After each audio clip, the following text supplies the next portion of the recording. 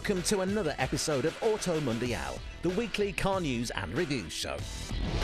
Well, this week we've got everything from Italian city cars to 7-seat SUVs as we take you through all the latest new releases. Plus, as the launch of the Aston Martin Valkyrie gets ever closer, we take a look at the other mid-engined Astons in the pipeline. That's all still to come. First though,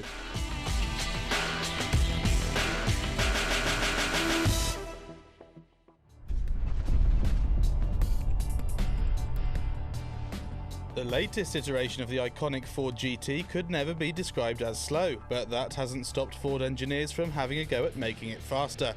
And this is the result of their hard work, the GT Liquid Carbon. A pretty cool name for a very cool car. The Liquid Carbon is, as its name suggests, left unpainted, instead appealing to blue oval fans with its bare carbon skin, made shiny with some clear coat protection. It can be specced with paint though if you prefer, including a particularly tasty blue and orange Gulf livery. Power has been boosted by 13 brake horsepower to 660, while a new engine tune has broadened the torque curve. Aero has also been tweaked, allowing for up to 50% more airflow to help cool the engine. There are some new intercoolers too, and a new exhaust which saves weight and improves the bark from the 3.5 litre twin turbocharged V6. The suspension has also been fiddled with, and the carbon fibre wheels reduce unsprung weight. This is very much a supercar for the track, and not one for posing in around London. Australian car brand Holden is to be killed off by parent company General Motors.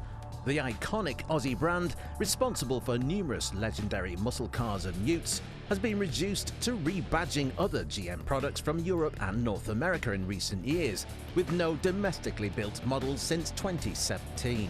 While Holden has plans to keep many of its dealerships open as service centres, it's thought that hundreds of employees will lose their jobs throughout Australia and New Zealand. Parts will continue to be manufactured for 2020 models for the next 10 years, but that will likely mark the end of the Holden name. First set up in 1856 as a saddle maker, Holden built its first car in 1908 and went on to become one of the nation's biggest and most recognisable brands. Holden's demise brings with it more demands to end Australia's controversial luxury car tax, put in place 2 decades ago to protect domestically made vehicles. General Motors, which has owned the company since 1931, has promised to honour any existing warranties. But it's sad news for the thousands of Australians who have been loyal to Holden for decades.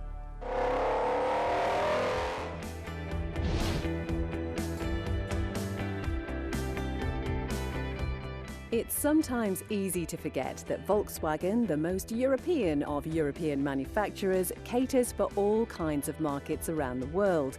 There are various Asia-specific models and cars built in South America for domestic markets. And then there are cars like this, the 2021 Atlas, built specifically for North America.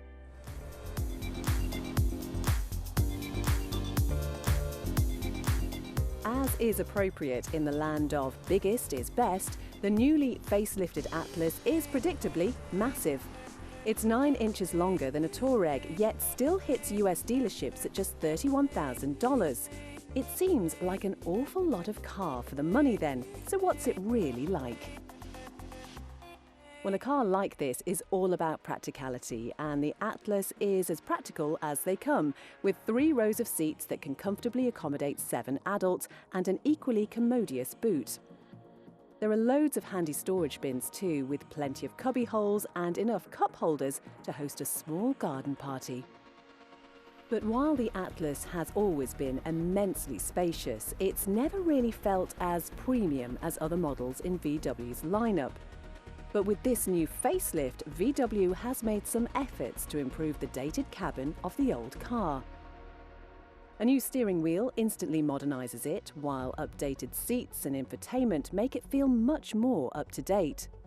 All but the very cheapest models come with an 8-inch touchscreen infotainment system with the brand's latest software and graphics.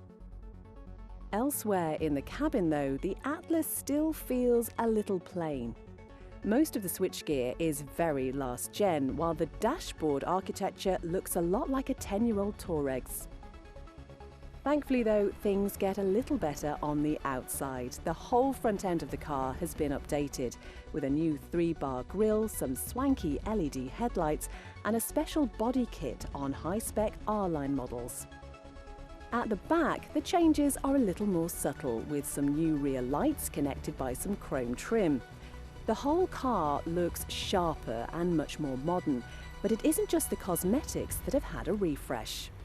While the engine selection of a 235 horsepower 4-cylinder or a 276 horsepower V6 remains unchanged, the basic 2-litre version is now available with all-wheel drive.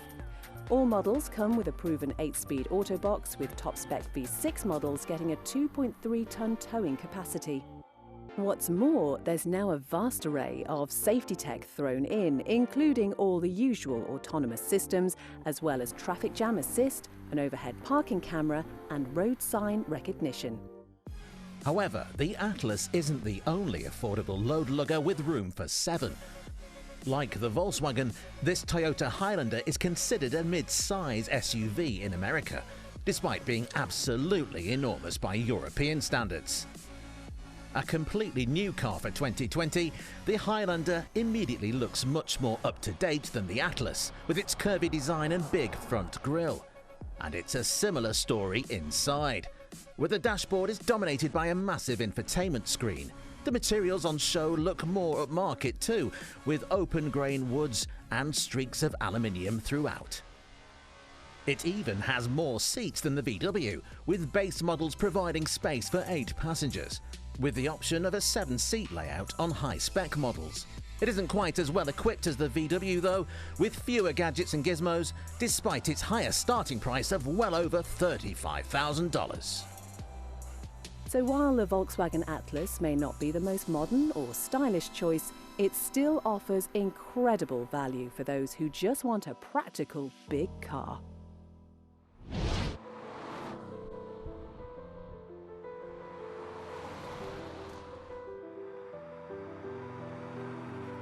Every now and then, car makers make decisions that we can't quite understand. For example, a few years ago, in an effort to reduce CO2 and improve efficiency, Porsche ditched the Cayman's traditional, naturally aspirated flat 6 in favour of a smaller turbocharged flat 4.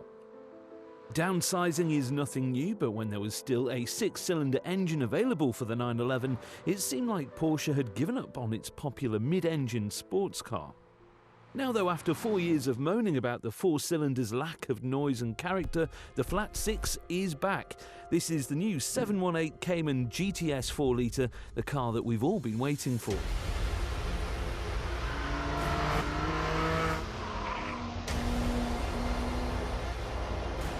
Available as either the convertible Boxster or the Coupe Cayman seen here, the turboed 4-cylinder is gone, and in its place sits a mildly detuned version of the engine found in the ballistic GT4.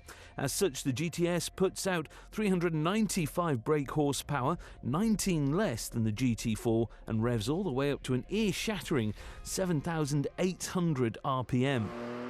Sadly, none of the GT4's chassis upgrades are carried over, but it does get the same sports exhaust. Perhaps unsurprisingly, fuel economy does take a hit versus the old engine, with the official average down at 25.9 mpg, while CO2 is also up by 36 grams per kilometre. But for those environmentally conscious driving enthusiasts out there, the smaller engine is still available. For us though, this new GTS 4-litre is the one to go for. It comes as standard with a proper 6-speed manual gearbox and can hit 0 to 62 miles per hour in just 4.5 seconds, on its way up to a top speed of 182. It's quite a lot quicker than the old GTS then, but otherwise the rest of the car remains pretty similar. There are some subtle ways of telling this new car apart from lesser Caymans though. It gets some black detailing around the rear spoiler, diffuser and intakes, while the front and rear lights are smoked, giving the car a cleaner, meaner look. It also gets some motorsport-inspired 20-inch multi-spoke alloys, housing some cross-drilled brake discs or optional carbon ceramics. Inside the cabin, and it's all pretty familiar. It's largely unchanged from other Caymans, meaning you get a nice simple layout with the rev counter sitting right in the middle of the instrument cluster. There's a superb infotainment system too, and Porsche's usual array of buttons festooning the central console. The biggest differences, though, are the carbon fibre details and the vast quantities of Alcantara on show. So then, does this mean this is the mid-engine sports car to go for? Well, the Cayman still has some stiff competition from this, the Alpine A110, more specifically the latest S version, more powerful, lighter and stiffer, and gunning for the Cayman sports car crown.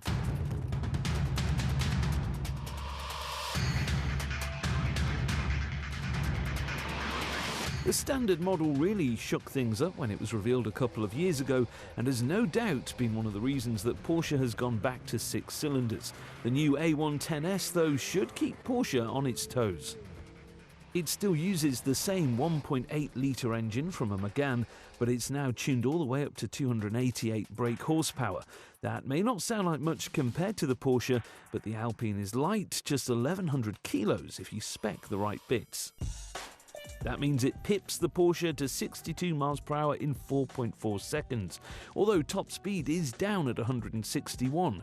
It's cheaper than the Porsche though, although it does feel it. It's well built, but it lacks the sense of ineffable quality that you find in the Cayman.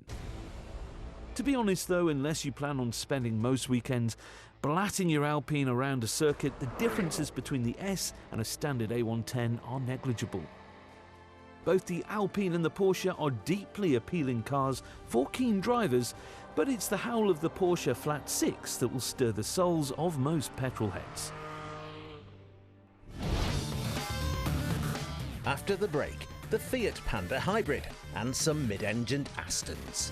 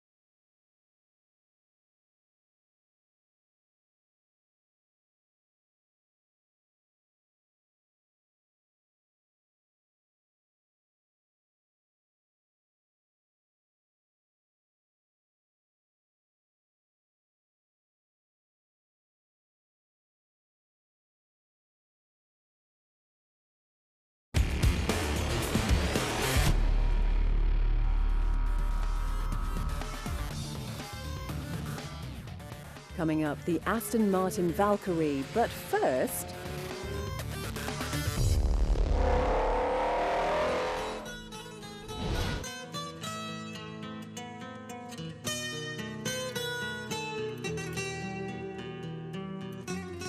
"2020 marks 40 years since the original Fiat Panda cemented itself as one of Europe's favourite city cars. Since then, it's continued to be a bestseller, with each new generation building on the same basic formula. All have had space for 4, been available with 4-wheel drive, and have been small enough to park wherever you want. Now though, the chic little hatchback has taken its first steps into the future, with a new mild hybrid version.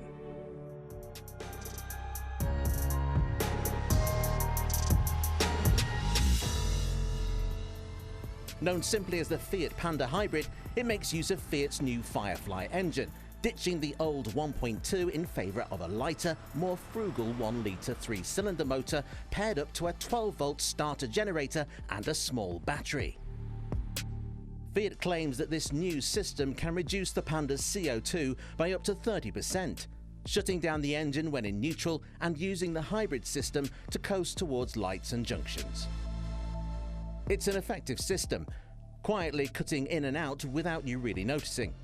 However, as with all mild hybrids, the 12-volt system is only there to provide a boost to the petrol engine and save fuel when coasting below 18 miles per hour. There is no electric-only propulsion, meaning you still find yourself driving the Panda like a normal internal combustion car. Around town, you barely notice the system, still allowing you to enjoy the Panda's sturdy gear shift through the manual gearbox. Most hybrids use automatics or CVTs, but Fiat is keen to make hybrids more affordable, as well as keeping the sense of fun that the Italians are so good at instilling into even the humblest of cars. We have chosen a manual transmission to be transparent to 95% of our customers that choose a manual and like a manual, and be transparent as much as possible cost-wise. Why should I force my customer to spend more for a solution that is regulated by governments? The car's effects on the environment are at the centre of the new Panda's ethos, with the best example of this being the fabulous sequel seats. The fabric is made up in part by recycled plastic taken from the sea, with a total of 1.5 kilos making up each interior. And it isn't just the environment that Fiat's taken into consideration. With both the Panda Hybrid and the new 500 Hybrid, fuel savings are estimated at around 30% compared to regular 1.2 models. Head out of town though, and the Panda doesn't feel quite so convincing. It feels just a bit too slow, despite its grin-inducing 3-cylinder thrumming noise. 0 to 62 miles per hour takes a whopping 14.7 seconds, while top speed is just 96. That said, once up to motorway speeds, it's impressively quiet for a little city car, while the ride on any surface is nothing less than superb thanks to its 4x4 inspired ride height. The rather more chic 500 has also received the same mild hybrid treatment. Using the same platform as the more practical Panda, the 500 is much more stylish, although we still prefer the no-nonsense integrity of the Panda. Build quality is still a little way behind the Kia Picanto or Volkswagen Up, but in the launch trim edition, dew green paintwork, it's still as cool as ever.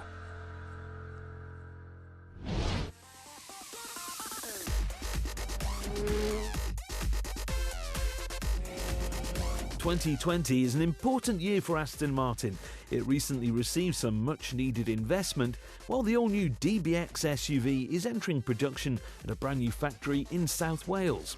There's also a new convertible version of the Vantage on the way, while 2021 will see the Aston Martin name return to Formula One. And then perhaps the most exciting thing for the brand this year is this, the Valkyrie.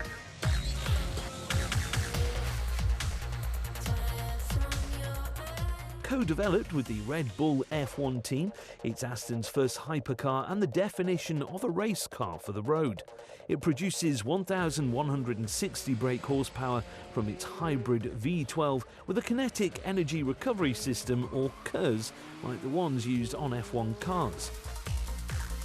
It also features an electric motor mounted to the gearbox that on its own produces as much power as most family SUVs. But it's the V12 that's the real headline grabber. Engineered by Cosworth, the naturally aspirated 6.5-litre motor revs to over 11,000 RPM, making it sound almost like an old F1 racer. And it isn't just the powertrain that takes its inspiration from the top level of motorsport.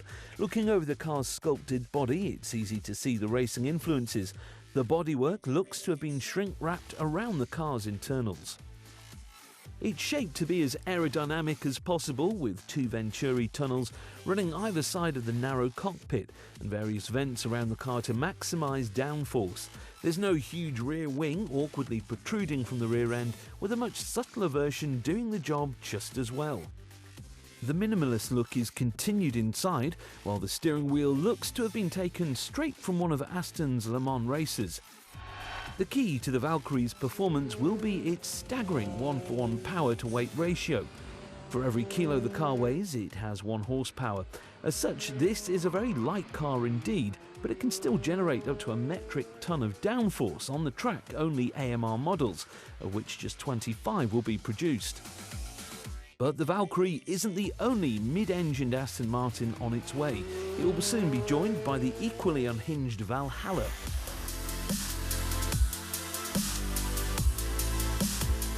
Aston's always been good at names, using names beginning with V since the original Vantage moniker of 1951. But Valkyrie and Valhalla have clearly been saved for these deserving hypercars. The Valhalla, previously known as the RB003, is the result of more collaboration with Red Bull, using a twin turbocharged V6 rather than a big V12 like the Valkyrie. Despite the smaller engine though, the Valhalla will still produce around 8,000 horsepower, making its position within the range a little complicated. Aston describes it as the son of Valkyrie, as it's less track-focused and more usable on the road. It has a roomier, plusher cabin and will be a bit cheaper too. Like its parent, it will be fantastically light when it goes into production, with a stunning carbon fibre tub and intricate 3D printed details. Both of these cars though will come at a cost, with each one expected to come in at over £1 million. But for the more thrifty buyer, there is a third way. Yes, Aston has another mid-engine car on the way, this time with a familiar name, Vanquish. A far cry from the front-engine GT cars that previously held the name, the Vanquish Vision is a supercar to sit under the 2 new hypercars. Designed to take on the likes of the Ferrari F8 Tributo and McLaren 720S, it uses a turbocharged V6 with a hybrid system and is likely to retail at around a quarter of a Valhalla. All of these cars are an exciting step for a brand that has always put the engine in the front, and the start of the whole new era for Aston Martin.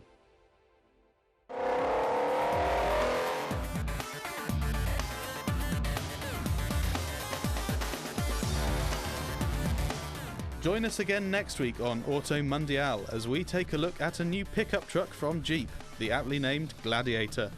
And we have the chicest electric city cars on sale.